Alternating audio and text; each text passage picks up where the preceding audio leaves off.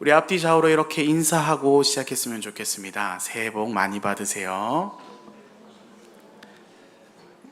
한 번 더 인사할까요? 새해 복 거듭 받으세요. 여러분 혹시 돈이 필요해 본 적이 있으신가요?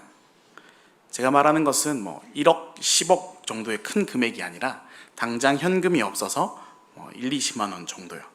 그럴 땐 어떻게 하면 이것을 쉽게 구할 수 있을까요?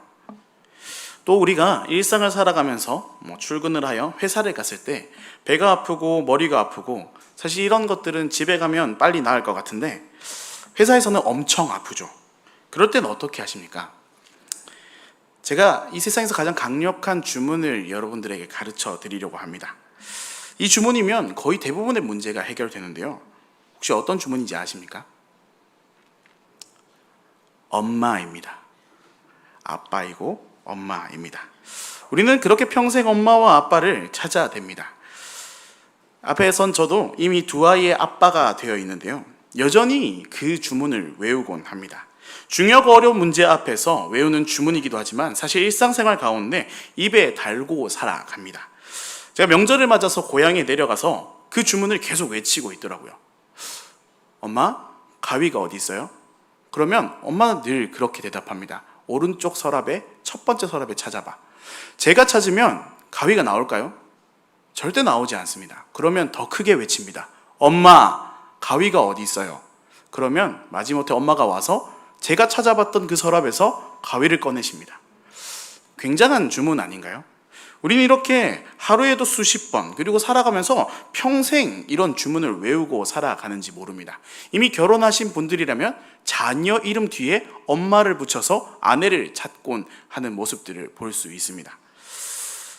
내 차키가 어디 갔는지, 내 핸드폰이 어디 갔는지, 내 거임에도 불구하고 엄마는 이미 다 알고 있었던 것 같습니다. 그리스도인들은 하나님을 아버지라고 고백합니다. 그런데 천지만물을 지으시고 모르는 것이, 아니 계시는 것이 없는 하나님이 우리 아버지이신데도 불구하고 살아가다 보면 우리는 힘들고 어려운 상황을 만날 때가 많습니다. 매일 쳇바퀴처럼 돌아가는 일상은 힘들고, 시험과 같은 일과는 어렵고, 무엇을 하는지 방향을 잃은 것 같고, 동료들과의 관계, 사이는 소원해져 가는 것 같습니다. 세상은 여전히 위험하고 어지럽다라고 생각합니다. 여러 가지 힘든 일을 하면 힘든 일은 하필이면 때에 맞게 여러 개가 중첩되면서 우리에게 좌절과 절망을 안겨주곤 합니다. 우울한 감정을 넘어 그 감정이 격화되기도 합니다. 그럴 때 성경책을 펴고 우리가 다 알고 있는 그 말씀들, 하나님께서 우리를 사랑하시고 우리와 함께 하시겠다고 하신 그 하나님의 약속을 기억하고 나아간다면 굉장히 잘하고 계신 것입니다. 그러나 보통 우리는 그런 것들을 다 잊고 그저 힘들어하는 경우, 그리고 흔들려하는 경우가 다반사입니다. 알면서도 흔들린 그때 우리는 하나님의 자녀로서 어떻게 해가야 할까요? 오늘 말씀은 유다의 눈물의 선지자였던 예레미야의 예언처럼 멸망하고 포로로 잡혀간 그 이스라엘 백성에게 주어진 말씀이었습니다.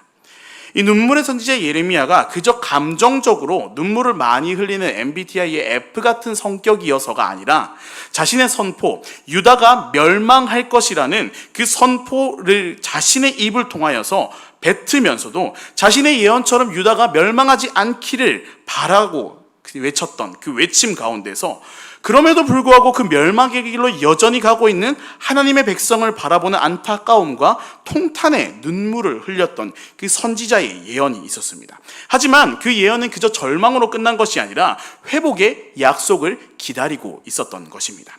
예레미야 29장 10절 말씀입니다. 우리 함께 읽도록 하겠습니다. 시작.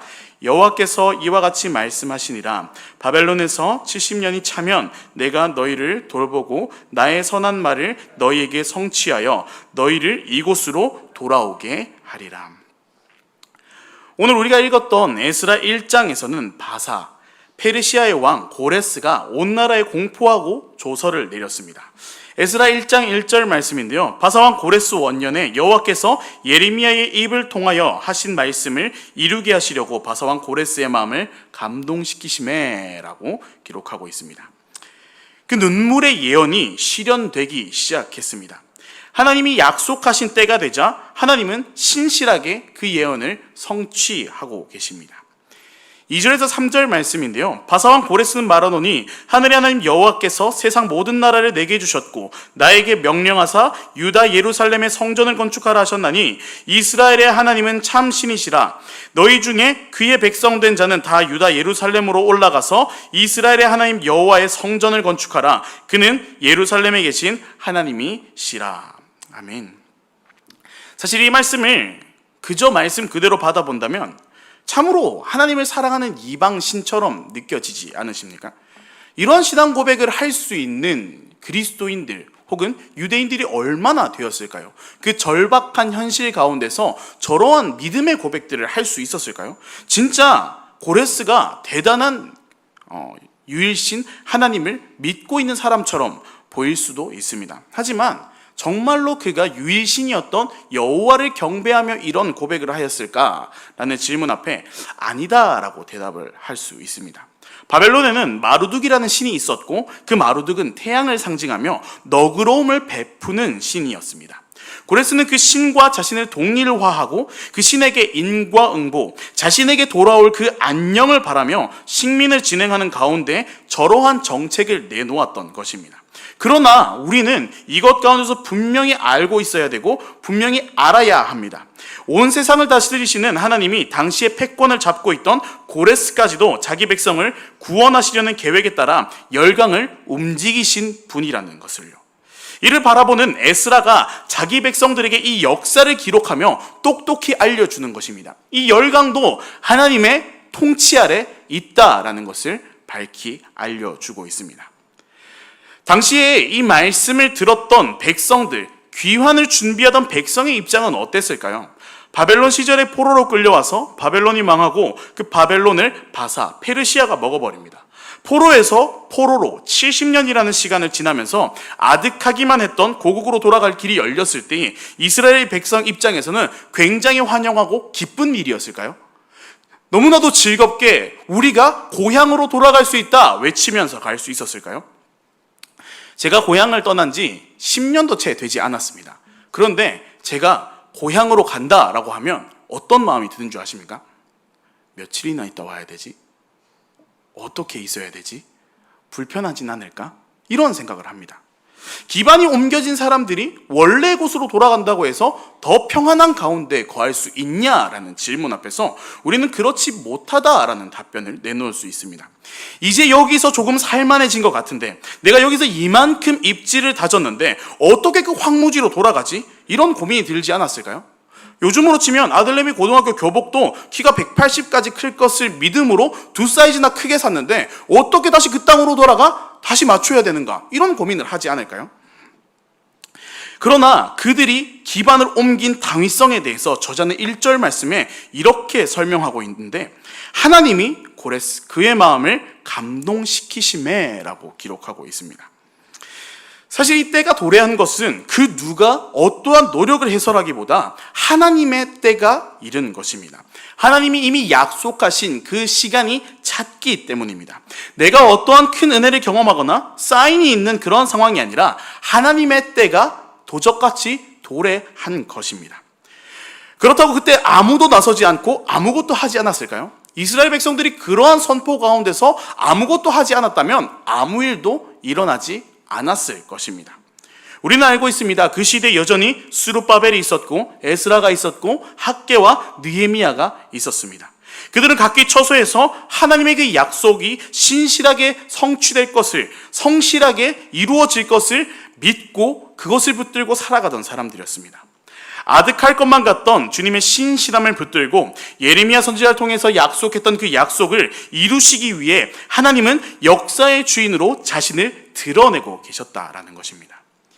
이스라엘 민족들은 이제 돌아갈 준비를 합니다. 그리고 그 와중에 약탈당했던 금과 은그릇 등을 돌려받고 풍성하게 돌아갑니다. 포로로 끌려왔던 사람이 일하러 온 사람 마냥 일당을 받아 돌아가는 참 아이러니한 상황이 펼쳐진 것입니다. 이스라엘 민족이 상상할 수 없었던 금과 은은 성전을 건축하기 위한 자금으로 사용될 것입니다. 포로, 노예가 도망가면 추노라도 풀어서 당장 잡아야 할 것 같지만 하나님은 이 모든 것들을 계획하시고 약속하시고 이루어 가고 계셨습니다. 이스라엘 백성들은 오랜 시간 바벨론 제국과 바사 제국에 흩어져 살았지만 제국 전역에서 유다와 베냐민 족장들 그리고 제사장들, 레위 사람들이 그 자리 가운데서 70년이라는 세월을 버텨왔습니다. 한때 제사를 열심히 드렸던 사람들이 아니라 성전이 없고 성소도 없었지만 제사장들은 여전히 있었고 레위 사람들도 자신이 누구인지 어떤 역할을 해야 하는지 명확하게 인지하고 있었다라는 사실입니다. 모두가 각자 자기 자리에서 각각 다른 삶을 살고 있었지만 자신의 역할과 이스라엘 백성으로서의 정체성을 확립하고 있었다라는 사실입니다. 사실 우리가 살아가는 세상은 하나님을 왕으로 인정하지 않습니다. 오히려 교회가 헛된 것을 추구하고 살아가는 이상한 집단이라는 낙인까지 지켜버린 것 같습니다. 이런 것들을 볼 때에 우리가 사는 세상은 하나님과 상관없이 움직이는 것 같이 느껴질 때도 있습니다. 그런데 하나님은 이러한 세상에서도 그의 구원과 심판의 약속을 반드시 지키시는 유일한 왕이십니다. 아멘. 이스라엘의 귀환의 모습을 바라보며 우리는 깨달아야 합니다. 우리를 향한 하나님의 놀라운 계획은 여전히 성취되어 가고 있습니다. 하지만 우리가 그 하나님의 플랜, 계획만을 상상하며 오늘을 그저 쳇바퀴처럼 살아가는데 그친다면 그것이 도대체 어떤 의미가 있는 것일까요? 그리스도인의 삶은 떠먹여주는 삶이 아닙니다. 하나님의 계획 앞에서 우리는 우리 나름대로 준비하며 기다려야 합니다. 막연한 기다림은 게으름이며 낭비일 뿐입니다. 우리가 앞으로 나아갈 준비를 미리 해야 합니다. 준비하지 않고 있으면 더 나아갈 수 없으며 나아가더라도 지체될 수밖에 없습니다. 그런데 중요한 문제가 있습니다. 어떻게 해야 할지 모른다라는 사실입니다. 어디서부터 해야 하는지 모른다라는 사실입니다. 그럴 때 우리가 어떻게 해야 할까요? 이런 세속의 사회를 살아가면서 하나님을 왕으로 모시며 세상의 질서를 따르지 않는 하나님의 백성들은 고난을 당하고 핍박을 받으며 위축되고 어려운 삶을 선택할 수밖에 없습니다. 하나님의 백성으로서 정체성을 지키기 위해서는 사실 포기해야 할 것들이 굉장히 많습니다. 선택할 수 없는 것도 굉장히 많습니다. 하지만 우리는 여전히 그런 어려움 속에서 하나님이 온 세상의 창조주이시며 여전히 이 세상을 주관하시는 유일한 하나님이라고 고백할 수 있어야 합니다. 우리 입술 가운데 그 고백을 통하여 우리가 한 걸음 한 걸음 나아가는 것입니다. 우리는 오늘도 수많은 문제 가운데서 살아갑니다. 자녀의 문제, 직장의 문제, 형편의 문제. 시간이 지나면 자연스럽게 해결되겠지라는 생각 따위는 버리셔야 합니다. 자녀가 여러분들의 마음대로 되지 않으십니까? 시간이 지나 사춘기가 끝나면 자연스럽게 교회의 품으로 돌아온다고요? 그런 게으르고 나태한 마음으로 신앙을 대하는 무례함을 우리는 벗어야 합니다. 수많은 임상들이 있지 않습니까? 수능이 끝나고 그리고 대학 입시가 끝나고 취업이 끝나고 어느 정도 기반이 되면 우리 아이가 나처럼 열심히 신앙생활을 하겠지, 그런 헛된 바람은 도대체 어디에서 나오는 것입니까?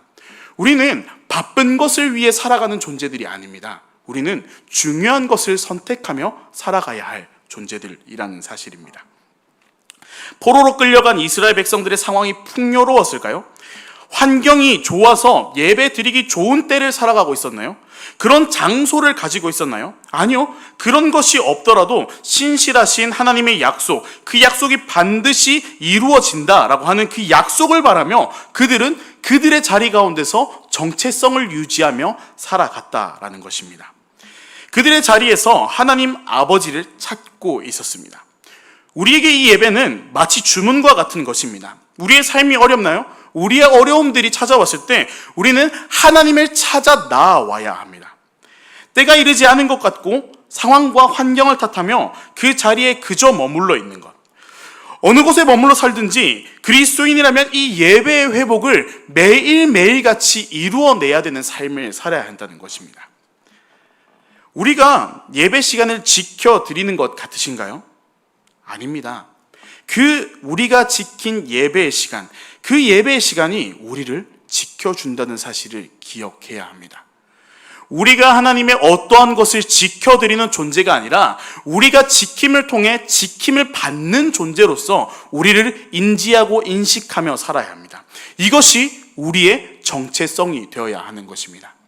우리 귀한 시간을 내어서 이 수요 예배 가운데 나오고 우리가 예배의 시간을 할애하여 그 시간들을 활용하는 것처럼 보이지만 그 시간이 우리에게 존재하지 않는다면 우리가 세상 가운데서 그 수많은 시간들을 이겨낼 수 있는 힘이 있을 수 있을까요?